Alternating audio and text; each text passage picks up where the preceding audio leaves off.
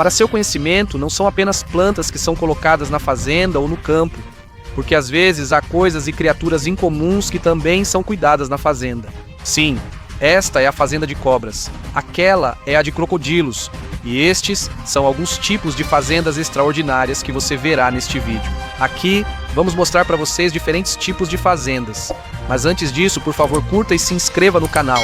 Isso já é muito para nós, criadores de conteúdo. Obrigado e vamos começar. Número 12. As fazendas de wasabi do Japão. No meio dos vales frios e silenciosos dos Alpes japoneses, existe uma fazenda única onde é quase impossível cultivar. O verdadeiro wasabi, não aquela pasta verde picante comum que costumamos ver em restaurantes de sushi. Geralmente é só raiz forte com corante alimentício. Estamos falando do verdadeiro Wasabiá japônica, uma raiz delicada, sensível e extremamente difícil de cuidar que pode se adaptar. Ao custo superior a $300 por quilo, a fazenda Daiyo Wasabi, fundada em 1915 na província de Nagano, é uma das mais famosas do Japão. Em vez de arrozais ou solo, você verá essa plantação em rios de águas claras e frias, coberta por telas pretas para proteger do sol. Por quê? Porque até um pouco de calor a mais faz a planta morrer na hora. Se a água esquentar um pouco ou faltar oxigênio, ela não sobrevive. Até mesmo a quantidade de nutrientes na água, se for de mais ou de menos, a planta não cresce. Aqui a fazenda é única. Eles constroem canais artificiais e terraços em degraus para imitar o fluxo natural da água da montanha. Mas o impressionante é que leva 3 anos antes que você possa colher uma raiz de wasabi. E quando você finalmente colhe, ainda precisa ralar usando um ralador especial feito de pele de tubarão, chamado orochi. Também precisa ser comido imediatamente, porque depois de 15 minutos, o sabor e o ardor desaparecem. Em 30 minutos, quase não resta mais nada. Na verdade, mais de 95% do wasabi no mundo todo é falso. Por isso, no Japão, o cultivo do verdadeiro wasabi não é apenas um negócio, é uma arte. Para os melhores chefes de sushi em Tóquio e Kyoto, eles estão dispostos a pagar caro só pela raiz fresca. Isso não é apenas um molho, é uma performance, um respeito pela comida e uma tradição que raramente se vê. Número 11 é a fazenda flutuante dos Países Baixos. Onde foi a última vez que você viu uma fazenda? Provavelmente no interior, certo? Campos verdes, vastos gramados e vacas felizes pastando. Mas na Holanda existe uma fazenda que literalmente flutua. Bem-vindo à fazenda flutuante de Roterdã, a primeira fazenda de laticínios flutuante autossustentável do mundo. Sim, você ouviu certo. Há uma fazenda flutuando no meio de um porto movimentado, cheio de navios cargueiros e guindastes. Essa fazenda tem cerca de 40 vacas-máquinas de ordenha robóticas, um sistema de captação de água da chuva e seu próprio método de reciclagem de esterco animal. E não precisa de terreno. Ela foi construída em 2019 como um experimento de uma empresa holandesa chamada Belladon, com especialistas em agricultura sustentável. Esta fazenda tem 3 andares. O andar de cima é para as vacas. O telhado é transparente para permitir a entrada de luz natural. O andar do meio serve para processar o leite e alimentar os animais. E o andar de baixo contém todas as utilidades e o sistema de flutuação para manter o equilíbrio na água. O mais impressionante é que não é só a localização que muda aqui. Até mesmo o sistema de alimentação dos bois vem do lixo urbano, como restos de vegetais do mercado, grãos usados das cervejarias e capim dos parques da cidade. A água da chuva também é coletada para limpeza e consumo. O leite também é processado aqui, engarrafado e vendido, tudo dentro da fazenda flutuante. E além disso tem um objetivo ainda mais amplo. Com as mudanças climáticas se agravando e cidades costeiras afundando, fazendas flutuantes podem ser uma solução. Não são afetadas por enchentes, não exigem grandes áreas e ainda reduzem emissões de carbono do transporte. Atualmente, eles também estão considerando fazendas de frango flutuantes, fazendas de vegetais flutuantes e estufas flutuantes. Em poucas palavras, as vacas de Roterdã já fazem parte do futuro da agricultura, flutuando na água, alimentadas com restos e ordenhadas por robôs. Número 10. As fazendas de crocodilos na Tailândia. Você talvez não imagine, Mas nos arredores de Bangkok, na Tailândia, existe um dos tipos mais surpreendentes de fazenda do mundo: as fazendas de crocodilos. Isso não é um zoológico, nem é para conservação. Aqui, milhares de crocodilos são criados para carne, couro e, sim, às vezes até para segurança. A cena: centenas de grandes tanques, todos ao mesmo tempo, com pequenos dinossauros submergindo. Nessas fazendas, crocodilos siameses e de água salgada são criados como se fossem galinhas em um aviário. A indústria surgiu nos anos 1950, mas a demanda explodiu nos anos 80. E agora, mais de 1.000 fazendas de crocodilos estão registradas na Tailândia. Só a fazenda e zoológico de crocodilos de Samut Prakan tem mais de 100.000 crocodilos, sendo a maior do mundo. Mas por quê? O principal produto, a pele de crocodilo, é usada para bolsas e cintos de luxo, sapatos e carteiras. O couro de crocodilo tailandês é conhecido pela durabilidade e pela beleza do padrão. Os crocodilos são abatidos na idade exata para garantir que as escamas da barriga, a parte mais valiosa do couro, fiquem uniformes. Mas não é só isso. Até carne de crocodilo já é servida como prato exótico em alguns restaurantes. Existem também produtos como óleo e cápsulas de sangue de crocodilo que alegam benefícios à saúde. Ainda não há evidências suficientes. Surpreendentemente, crocodilos também servem como sistema de segurança. Em algumas províncias da Tailândia, há cercas cheias de crocodilos vivos para impedir os ladrões. E até mesmo elefantes selvagens, é claro, geram controvérsia. Segundo os críticos, há questões de bem-estar animal, endogamia e comércio ilegal de crocodilos selvagens. Segundo as autoridades, essas fazendas ajudam a proteger as espécies selvagens. Número 9. Fazendas de caracóis na França. Se você visitar o interior da França, em Borgonha, Provença ou no Vale do Loire, pode até confundir essas plantações com vinhedos. Mas de perto você vai perceber. Milhares de caracóis rastejam lentamente pela grama com redes acima servindo de sombra. Este é o mundo da helicicultura, o cultivo de caracóis para alimentação. Isso não é só uma mania dos franceses. É uma indústria legítima com suas próprias diretrizes, ciência e uma grande demanda. O mais icônico é o escargot, uma famosa iguaria francesa em que os caracóis são cozidos na manteiga de alho e ervas. Como isso é feito? Toda primavera, os caracóis adultos eles são reproduzidos em temperatura controlada. Todos eles são hermafroditas, então cada um pode botar até 100 ovos. Após a eclosão, eles são transferidos para uma fazenda de caracóis ao ar livre, um espaço ao ar livre com gramado, sistema de nebulização e sombra suficiente. Enquanto crescem, eles são alimentados com ração rica em cálcio para fortalecer suas conchas. Leva até 12 meses antes que possam ser colhidos. Esse processo é muito sensível. Se estiver seco, o caracol não anda. Se estiver muito molhado, pode se afogar. Se estiver quente, morre. E mesmo depois de colher, a coleta ainda é manual. Não há atalhos aqui. Paciência. Esse é o investimento. Depois de colher, é preciso colocar os caracóis no recipiente de purga para que eles eliminem o conteúdo do estômago. Só então são processados, alguns enlatados, congelados ou já cozidos. Os melhores são vendidos vivos para restaurantes de alta gastronomia. E mesmo que seja um prato de luxo em outros países, na base, milhares de horas de trabalho manual estão envolvidas nisso. As fazendas de caracóis são silenciosas. Tudo se move devagar. Mas há uma paz diferente. É como se as plantas dissessem: não apresse o mundo. Número 8. Agricultura de iceberg em Newfoundland. Nas costas de Newfoundland e Labrador, Canadá, há um tipo de agricultura quase inimaginável.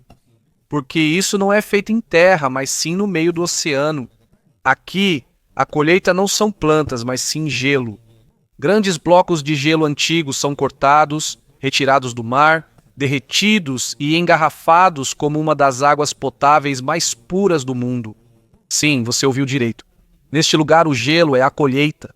Toda primavera e verão existe o chamado Beco dos Icebergs, onde milhares de blocos de gelo descem da Groenlândia, flutuando pelo frio Oceano Atlântico.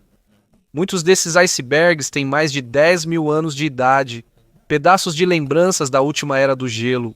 Usando barcos, guinchos, redes e às vezes até dinamite, Os coletores de icebergs recolhem cuidadosamente os blocos de gelo. Eles derretem isso em instalações na costa e a água pura é engarrafada para a venda.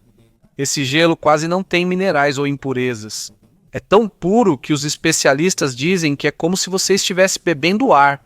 De tão puro que é, ainda precisa adicionar um pouco de mineral só para passar nos padrões básicos de saúde. Mas não é só água que está sendo vendida. Existem empresas que exportam até gelo para coquetéis sofisticados, como nos bares 5 estrelas em Dubai, onde as bebidas são resfriadas com gelo de geleira que existe há milhares de anos. Embora pareça distante da agricultura tradicional, a colheita de icebergs segue o mesmo sistema.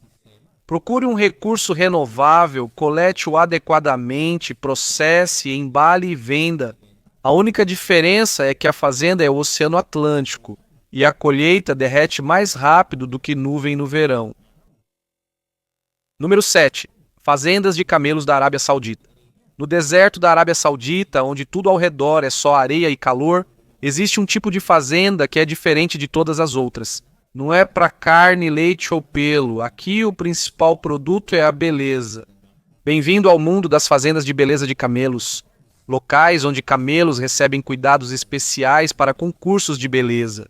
Nesses concursos, como o Festival do Camelo King Abdulaziz, os 60 milhões de dólares, então a competição é coisa séria. Aqui os camelos não são apenas cuidados. Eles são banhados, massageados, alimentados com uma dieta especial e resfriados com sistemas de névoa para que o pelo não fique áspero. E se você está se perguntando como a beleza de um camelo é medida, aqui estão os critérios: formato da cabeça, comprimento do pescoço, formato dos lábios, postura das costas e até mesmo a posição das orelhas. Características simétricas e modo elegante de caminhar também são importantes. Ganhe pontos extras por cílios longos e olhos meigos. Há camelos que têm o pelo passado com óleo para que fique mais brilhante. Em fazendas de elite, aplicam botox nos lábios e nariz dos camelos para aumentá-los. Sim, é assim tão séria a indústria. Mas além das competições, isso também é um símbolo cultural.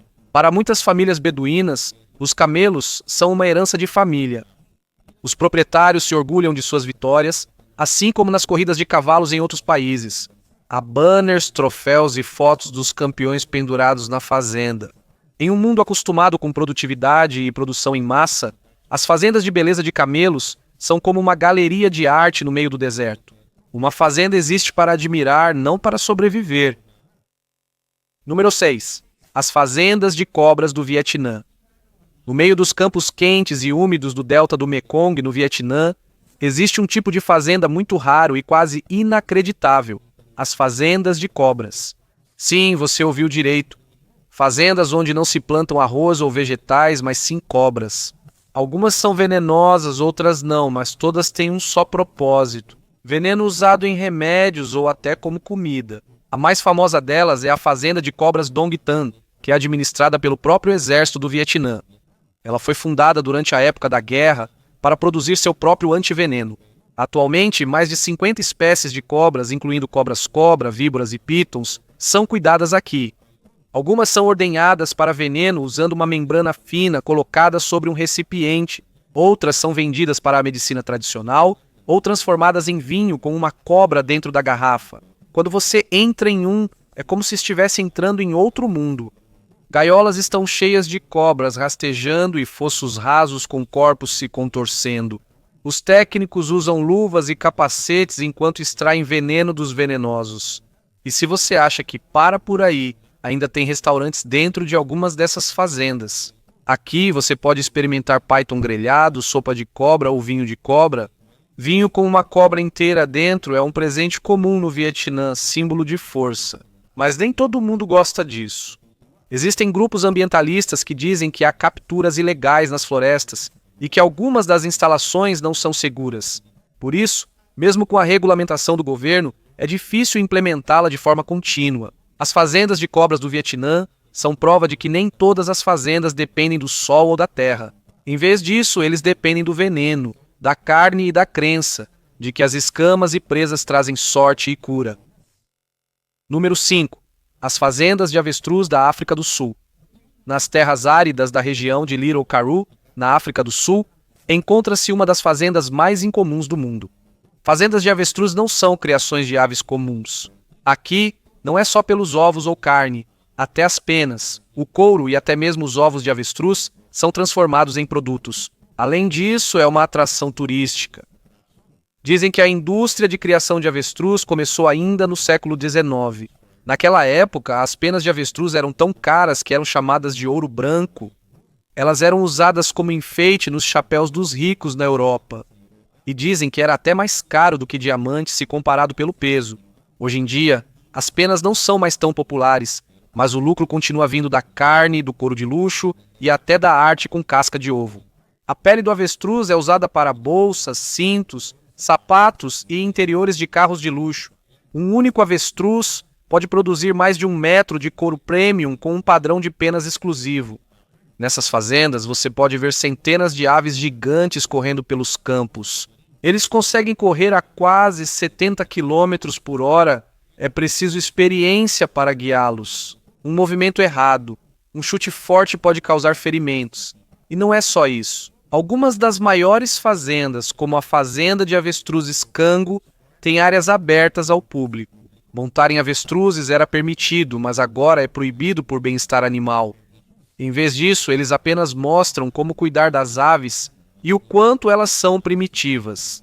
Parecem dinossauros vivos. Na fazenda também há lojas vendendo cascas de ovos decoradas como souvenirs. São pintadas, esculpidas e viram abajures ou caixas de joias. Um único ovo pode conter mais de 1,5 litro de líquido. A África do Sul ainda é o maior exportador de avestruz, mas a Namíbia, Botsuana e os Estados Unidos também estão alcançando. Imagine uma fazenda que mistura fábrica, zoológico e parque temático. Tudo gira em torno de uma ave gigante que lembra uma criatura pré-histórica. Número 4. Fazendas de alpaca do Peru. A mais de 13 mil pés de altitude nas encostas dos Andes, no Peru, onde o ar é rarefeito e o clima é severo. Você encontra um tipo de fazenda que não se vê facilmente em outras partes do mundo. As fazendas de alpaca. Mas esqueça por enquanto as cercas, tratores e celeiros. Aqui, as fazendas são vastas, arejadas e parecem não ter fim. Elas são percorridas diariamente por rebanhos de alpacas, como se fossem antigos guardiões das montanhas. Há mais de 6 mil anos, os andinos dependem das alpacas. Não apenas pela lã, mas para o próprio sustento e cultura deles. Atualmente, mais de 80% de todas as alpacas do mundo ainda são encontradas no Peru. A lã da alpaca, conhecida como ouro andino, não é apenas macia. Ela é hipoalergênica, mais fina que o cachemir e naturalmente disponível em 22 cores do branco ao preto. Mas a mais cara é a chamada assustada. Chamada de Royal Alpaca, geralmente vem de filhotes de alpaca chamados de cria. Nas montanhas, a agricultura é realizada coletivamente. Eles dividem os pastos e todos os anos tosquiam a lã juntos. O processo é manual, feito com cuidado para não ferir o animal nem danificar a lã. Mas isso não é apenas um negócio, é um modo de vida. Muitos ainda vivem em cabanas de pedra com telhado de grama. Eles confiam em plantas medicinais e em rituais que envolvem orações, oferendas e fé. Demonstra respeito pela natureza. Mesmo com os desafios do mercado global e muitas vezes recebendo preços baixos, a luta continua. O governo e algumas ONGs ajudam a dar a eles um acesso mais direto aos consumidores e garantir uma renda justa. A paisagem é realmente impressionante. Pastos que parecem não ter fim, vento frio e pastores que parecem fazer parte da própria natureza. No Peru, cada alpaca não é apenas um animal, é um portador da história e da vida de uma cultura ancestral. Número 3. Fazendas verticais de peixes de Singapura. Imagine, um país quase do tamanho da Grande Manila, sem terras para plantar, sem rios profundos e quase toda a comida importada. Como produzir sua própria comida? Singapura responde: criar fazendas verticais de peixes. Sim, não é ficção científica. É verdade que existem prédios que parecem armazéns, mas por dentro há tanques de peixes em vários andares, com peixes nadando em cada nível, como a tilápia, o bagre e o robalo. Não estão no mar nem em viveiros, estão dentro de um prédio. O mais avançado aqui é o grupo de aquicultura Apollo. Por fora parece uma fábrica comum. Ao entrar, parece um aquário combinado com um laboratório de tecnologia. A inteligência artificial, sensores, alimentadores automáticos e luzes de LED semelhantes à discoteca para os peixes. Isso foi feito como resposta ao problema de segurança alimentar do país. Sob a iniciativa 30x30 do governo, eles têm como meta obter 30% da sua nutrição a partir da produção local até o ano de 2030. Grande parte disso são as fazendas verticais de peixes. Com o uso da automação, cada tanque tem temperatura, nível de pH, oxigênio e alimentação controlados. Não dependem mais do clima, não há tufões, não há enchentes. Sempre é época de colheita. Isso produz mais de 500 toneladas de frutos do mar por ano. Ainda é pouco comparado à demanda total, mas já é suficiente para provar que a agricultura urbana é possível no meio da cidade. O desafio é que o custo inicial é alto. São necessários engenheiros que entendam de software e aquicultura, mas isso é visto como o futuro da agricultura, especialmente em países com pouca terra e alta tecnologia, como Hong Kong, Tóquio ou até Nova York. Em Singapura, a piscicultura não fica do lado de fora, está em cima, está dentro e está no futuro. Isso é uma prova de que, nos dias de hoje, até a agricultura pode subir para o próximo nível. 2. Fazendas de vegetais árticas em Svalbard, Noruega. No fim do mundo, a cerca de 1.300 quilômetros do Polo Norte, encontra-se uma terra de gelo e silêncio. Svalbard, arquipélago remoto sob jurisdição norueguesa, geralmente é associado a ursos polares, geleiras e ao famoso cofre global de sementes. Mas sob a terra congelada, existe uma paisagem que parece impossível, uma horta no meio do gelo. Sim, uma horta. Em um lugar onde quase 4 meses não há luz do sol, há plantações de alface, couve, manjericão e microverdes. Sem sol ou terra, mas com colheita. Não é ficção científica. Esta é a Polar Permaculture Solutions, a fazenda mais setentrional do planeta. Usando antigos contêineres de transporte, luzes de LED e sistemas de controle climático de alta tecnologia, as plantas são cultivadas dentro de uma caixa fria de metal. Literalmente uma estufa no meio do permafrost. O interior parece um laboratório. A temperatura está adequada, o ar é controlado, há CO2 e umidade suficientes, e as prateleiras são organizadas verticalmente para otimizar o espaço. Quem começou isso foi um chefe americano chamado Benjamin Vidmar, que em 2015 decidiu mudar o rumo da alimentação em Svalbard. Antes, uma cabeça de alface custava até $8. Toda a comida era trazida de avião da Noruega, o que era caro, lento e insustentável. Graças à agricultura ártica, os moradores locais agora têm sua própria colheita. Os restaurantes servem salada ártica. Estudantes visitam para aprender que é possível cultivar alimentos mesmo ao lado do gelo. E aos poucos, a pegada de carbono do lugar está diminuindo. Lá fora, gelo, neve e noite polar. Mas dentro do container, a alface verde brilha sob luzes de LED. Há um fluxo silencioso de água com nutrientes e vapor quente vindo do tanque de compostagem.